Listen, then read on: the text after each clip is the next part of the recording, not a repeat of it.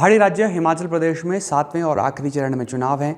अभी यहाँ चुनाव होने के लिए करीब 2 महीने का वक्त है, लेकिन बावजूद इसके हिमाचल प्रदेश की सियासत में जिस तरह के वार पलटवार नज़र आ रहे हैं, उससे ये साफ पता चलता है कि आने वाले वक्त में जैसे जैसे मौसम का पारा चढ़ेगा, वैसे वैसे सियासी तापमान भी उठता हुआ नजर आएगा। इस समय हमारी मौजूदगी हिमाचल प्रदेश विश्वविद्यालय के पत्रकारिता विभाग में है। पत्रकारिता विभाग के बच्चों के साथ अक्सर ये उनके साथ एक्सपेक्ट किया जाता है कि उन्हें एक वास्ट एक्सपीरियंस के साथ साथ एक वास्ट नॉलेज हर एक चीज़ की होती है। भविष्य के पत्रकारों से हम बात करेंगे कि लोकसभा चुनाव में आखिर ये किन मुद्दों पर वोट करने वाले हैं और बीते 10 साल में जो प्रधानमंत्री नरेंद्र मोदी का काम रहा है उसको ये किस तरीके से आंकते हैं। आप देखेंगे कि यहाँ पर आपको ज़्यादा बहुतायत लड़कियों की नज़र आएगी। अमूमन अगर आप हिमाचल प्रदेश विश्वविद्यालय में वैसे भी नज़र डालेंगे तो यहाँ पर करीब 70% जो आंकड़ा है वो लड़कियों का ही है। तो ये एक अच्छी ओर भी इशारा करता है, ये इंगित करता है कि हिमाचल प्रदेश में जो शिक्षा है लड़कियों के बीच में, बेटियों के बीच में, वो कितने बेहतरीन तरीके से आगे बढ़ रही है। तो कुछ लड़कियाँ हैं, यूँ तो कहा जाता है लेडीज़ फर्स्ट, लेकिन क्योंकि यहाँ पर हमारे बीच में एक ही पुरुष हैं तो इन्हीं साथ शुरुआत हम करेंगे। आपका नाम मैं सबसे पहले जानना चाहूँगा। जी सर, मेरा नाम सुशांत गौरव नेगी। सुशांत, चुनाव आ गए हैं, अब 2 महीने का वक्त रह गया है। हालांकि अभी कैंडिडेट्स होना डिक्लेयर बाकी है कांग्रेस की तरफ से, लेकिन आप लोग किन मुद्दों को देखकर जो है वो वोट करते हैं? आपको लगता है कि एक हम प्रधानमंत्री का चेहरा देखेंगे या फिर हम अपना कैंडिडेट देखेंगे या फिर लोकल मुद्दे देखेंगे? क्या सोचते हैं आप वोट से पहले? मुद्दा तो हमेशा एक ही रहता है सर, जनता के बीच में जी, बेरोज़गारी, महंगाई, और इसी के मेरा मानना ये है कि इसी के कारण हमें वोट देना चाहिए, यही देखकर, ना कि जो प्रोपेगेंडा बाकी पार्टियां फैलाती है एक दूसरे का पक्ष काटते हुए। तो ये भी मैं कहना चाहूँगा कि प्रधानमंत्री जिनका चार्म और पर्सनैलिटी देख के वो पहला और दूसरा इलेक्शन जीते, इस बार वैसा नहीं होने वाला है। जो वो कह रहे हैं कि 400 पार, वो मुझे मुश्किल लग रहा है इस बार, क्योंकि पर विपक्ष भी इतना स्ट्रांग नहीं है एक हिसाब से। मुझे लगता है कि विपक्ष को लोकतंत्र की जो कहते हैं अक्सर कि हत्या हो रही है, उसको बचाने के लिए उनको खुद को भी पक्ष लेना पड़ेगा और स्ट्रांग होना पड़ेगा। आपको लगता है कि जो विपक्ष कमज़ोर है देश में, इससे भी नुकसान होता है? सरकार आती है कोई भी बिल लेकर और वो फिर पास करवा देती है, चाहे ध्वनि मत से हो, या फिर आपको लगता है कि अगर विपक्ष मजबूत हो, अगर ज़्यादा सांसद हो विपक्ष के, तो फिर वो जनता की आवाज़ या फिर विपक्ष की आवाज़ जो है वो मजबूती के साथ उठा सकते हैं? जी, अच्छे लोकतंत्र के लिए विपक्ष का ही मजबूत रहना मेरे हिसाब से सही रहता है, क्योंकि विपक्ष ऐसा रास्ता दिखा सकती है सरकार को जिससे वो एक सही डायरेक्शन में जाए, ना कि उनकी अच्छी भी पॉलिसीज़ को काटे या बुरी भी पॉलिटिक्स को। तो उनको करना ही चाहिए अपोज, पर इस देश में मुझे ऐसा होता कभी नज़र नहीं आ रहा, क्योंकि वो एक दूसरे की टांग ही खींचते हमेशा। इंडिया अलायंस तैयार हुआ है विपक्ष की ओर से, हालांकि बाद में पूरा भी नहीं हो पाया। आपको लगता है कि इंडिया अलायंस का कोई असर है चुनाव में? क्योंकि अगर हिमाचल के संदर्भ में बात करें तो यहाँ तो इंडिया अलायंस है नहीं, लेकिन देश के संदर्भ में आप क्या मानते हैं? असर होना चाहिए, क्योंकि इतनी बड़ी पार्टी बीजेपी होने के बावजूद भी साउथ में उनका हाथ मुझे ढीला ही नज़र आ रहा है। साउथ में उनकी पकड़ है नहीं। तो जितने भी लोकल नेता हैं या लोकल पार्टीज़ है, उनका काफ़ी महत्व रहता है, चाहे वो लोकसभा इलेक्शन हो चाहे विधानसभा।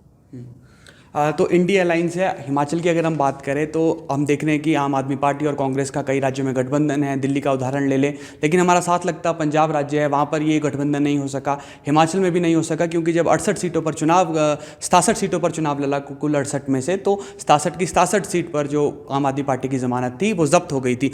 अब यहाँ पर बेटियाँ हैं जो शिक्षा के क्षेत्र में आगे बढ़ रही हैं, जैसे मैंने शुरुआत में भी जिक्र किया। आपका मैं सबसे पहले नाम जानना चाहूँगा। मेरा नाम नूपुर वर्मा है।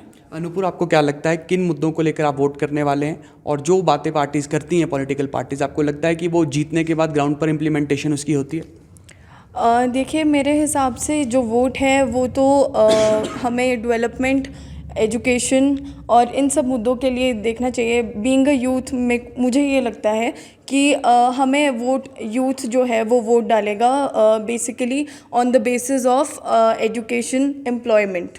तो मैं जो वोट करने जाऊंगी, मतलब वो मैं कैंडिडेट नहीं देखूंगी, लेकिन मैं मुद्दों को ज़रूर देखूंगी, जैसे अनएम्प्लॉयमेंट है, एजुकेशन है।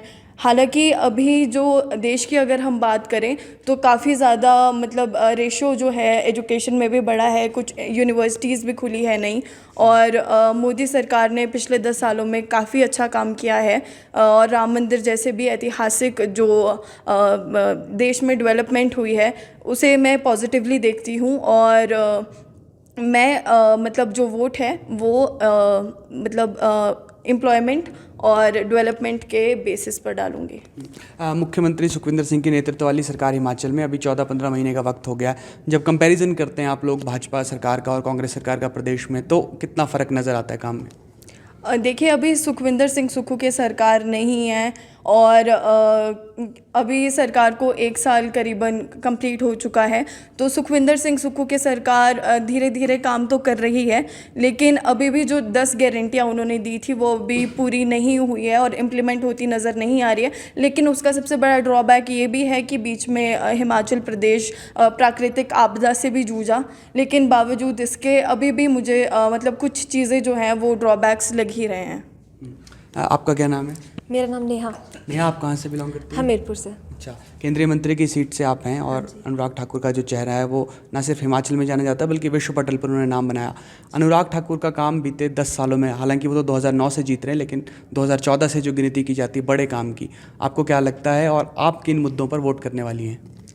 देखिए, हमीरपुर को एजुकेशनल हब भी बोला जाता है, पर फिर भी एम्प्लॉयमेंट जैसे इश्यूज़ तो हमीरपुर में भी है। अभी भी लोगों को चंडीगढ़, बद्दी जैसे ऐसे बाहर जाना ही पड़ता है। तो अनुराग ठाकुर जी खुद भी हमीरपुर में सिर्फ वोट्स के दौरान ही आते हैं। तो मुझे लगता है जो मेन इशू है एज ए यूथ, एम्प्लॉयमेंट ही हमारा सबसे बड़ा ही होता है एजुकेशन के बाद। बेशक हमें एजुकेशन मिल रही है, पर उसके बाद अगर हमें नौकरी ना मिले तो उस एजुकेशन का क्या फ़ायदा। तो मैं तो ये देख के ही वोट डालूंगी कि किसने एम्प्लॉयमेंट अपॉर्चुनिटीज़ किसने ज़्यादा क्रिएट की। आपके इलाके में बल्क ड्रग फार्मा पार्क आया, मेडिकल डिवाइस पार्क आया, ऊना से हम आपके साथ इलाके लगते देखते हैं कि वंदे भारत एक्सप्रेस वहाँ से शुरुआती ट्रेन्स वहाँ पर चली थी, तो उसका असर वहाँ पर है चुनाव में या फिर कुछ और मुद्दे हैं? देखिए, मैं अपनी तरफ से बताऊं तो मेरे लिए ही है, पर हाँ कुछ लोगों के लिए वो भी हो सकता है वो उसको पॉजिटिवली देखें, उस बेसिस पे भी डाल सकते हैं। पर मेरा अपना पर्सनल ओपिनियन तो यही रहेगा कि अभी इतना एजुकेशन तो ठीक है, मतलब हमीरपुर में भी जितने कॉलेजेस हैं वहाँ पे गर्ल्स की स्ट्रेंथ ज़्यादा है कंपैरेटिवली, तो गर्ल्स पे भी काफ़ी फोकस हुआ है। पर एम्प्लॉयमेंट पे मुझे लगता है अभी भी हम आसपास देखते हैं तो लोगों को बाहर जाना ही पड़ता है। तो लोगों को बाहर जाना पड़ता है रोज़गार के लिए, ये हिमाचल के लिए एक बड़ा सवाल है। हालांकि जो मेडिकल डिवाइस पार्क है, बल्क ड्रग फार्मा पार्क आ रहा है हिमाचल प्रदेश में, उसमें ये दावा किया जा रहा है कि लाखों लोगों के लिए एक रोज़गार का सृजन करेगा, लेकिन जब तक ये ज़मीन पर नहीं उतरता तब तक इसका असर देखना फिलहाल यहाँ पर मुश्किल है। और भी यहाँ पर कुछ लड़कियाँ हैं, आपका क्या नाम है? दिव्यांशी कौर। दिव्यांशी कहाँ से बिलोंग करती हैं? कांगड़ा से। कांगड़ा में तो अब हमने देखा कि भाजपा ने तो उम्मीदवार घोषित कर दिया और कांगड़ा की पॉलिटिक्स हमेशा, जो हिमाचल की पॉलिटिक्स है वो कांगड़ा के इर्द गिर्द रहती है हमेशा ही। आपको लगता है कि कांगड़ा के लिए बीती सरकारों ने, चाहे वो कांग्रेस हो, भाजपा हो, प्रदेश केंद्र के स्तर पर काम हो रहा है? हाँ जी, हो रहा है।